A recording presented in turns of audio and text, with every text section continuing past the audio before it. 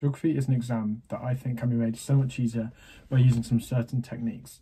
Today, I'm going to be explaining them and I'm going to be giving advice for Geography Paper 2. So please make sure to leave a like and subscribe. I've got my Maths A-level tomorrow, first exam, and 3 exams this week. But you know what, I'm still filming these videos to try and help out. So yeah, just leave a like and leave any comments as well, and I will try and respond to them, although that may be more difficult, obviously, because I'm in my exam season now. Okay, I'm just going to get straight into this, hopefully keep it quite concise and full of actual practical information. Right, number one, timings. Geography timings are more difficult than a lot of people expect. You probably know this from paper 1. Paper 2 is the same amount of marks, but yeah, the timings are still difficult. It's a fast-paced exam, if not the fastest-paced exam, because there's so many different types of questions you have to do, and there's also quite a few 6, 12 markers, more than you might expect. So my advice for timings is just keep a constant eye on the clock. You want to be knowing roughly how long you're going to be taking for the 6 markers, 12 markers. This is where you should prioritize your time. You've got to get through those small markers relatively quickly, and the 6 markers you should be spending a decent amount of time on, and 12 markers. Okay, this is where most of the marks are. This is what I prioritize in the exam, but keep it on the clock. Don't get dragged away by any one question. Make sure you know each section, make sure you have time to do that. So just knowing that geography timing is difficult is an important thing to remember, so you don't get carried away. Have that in your head. Second piece of advice is, and this is actually the best piece of advice that I was given by my geography teacher in geography, which is something called CATS.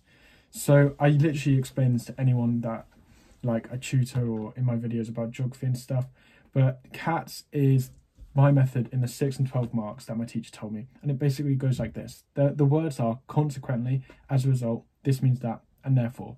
And all it basically means is if you use those 4 words in each paragraph, then you're just guaranteed to get really good marks, because it really helps you stretch out your analysis. So for the 6 and 12 markers, a lot of people just don't write enough.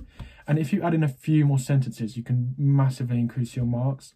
I almost always got like 6 or 12 marks in mocks and stuff on these questions, and it's because I use this technique. And what I mean by this is this. So I'd make a point, for example, if we're talking about, I don't know, the economic positives of development in Portsmouth or something, I'd make a point and I would say, and then I'd say consequently, like, I don't know, the building of this leads to more jobs. As a result, more local people in the area are employed. So this means that this has a multiplier effect because they spend money and this helps the economy in general. Therefore, building this helps this. I don't know if that makes sense, but my point is develop it like that if you can. And if not, you don't have to always get them in every paragraph, but use those types of words in your questions. Always think why, like, can I stretch it a little bit more? And using those words, I'd really, really recommend, because I think it just helps you get that extra bit of analysis in. And that's my number 1 piece of advice for geography. Secondly, on the 6 and 12 markers, I would just try and do, for 6 markers, you want about 2 paragraphs. And for the 12 markers, if you can, small introduction, 3 paragraphs, small conclusion. The paragraphs should just be cat paragraphs, so they shouldn't be crazy long, but I would almost always use up extra space on these questions. It all depends on how fast you write, all depends on your time, and you can get full marks without that, but that's what I would recommend, and that's what I did, and it worked for me, because you do want to be writing a fair bit for those questions. Next thing is mark check.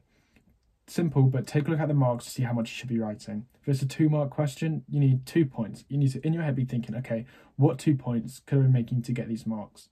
This is where doing practice papers can help you, because you kind of get it in your head, like what's going to get you marks. But just think, what am I writing that gets me marks? If it's a 2-marker, it's often make a point, evidence. If it's a 3-marker, maybe you need to make a point and then add one of the CATS words. So like, as a result, this, or this means that, this. So just have that in your mind, think about the marks, think about the points you're making.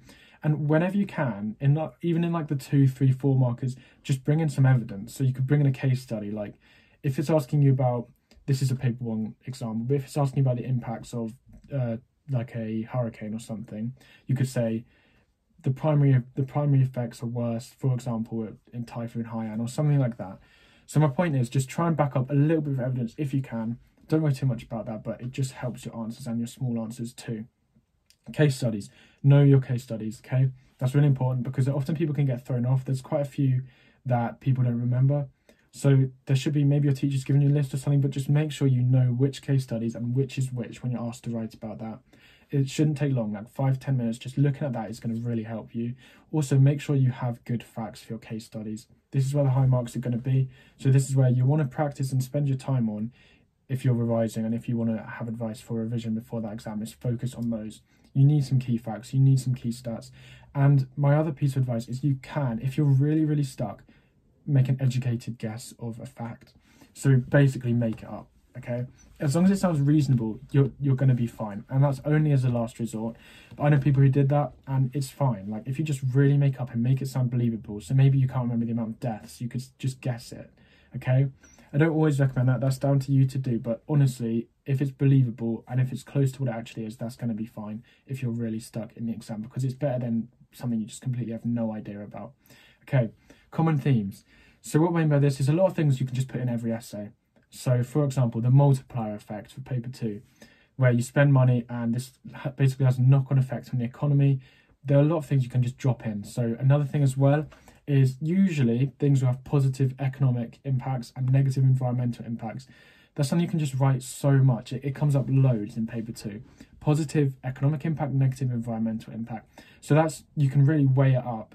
And yeah, in those 12-mark questions where it's asking how far do you agree with something or what's your opinion on that, make sure you include that. Another thing as well, mention diagrams, okay? If it says use figure 1 and 2 in your answer, it's use figure 1 and 2 in your answer. People forget that, okay? Don't forget that. Make it central to your answer. Say, for example, in figure 1, this shows this. You know, start your paragraph with that if you want. Just make sure you include them both. Don't drop marks like that. And finally is challenge grids. So I'm going to put this in the description, but a link to it.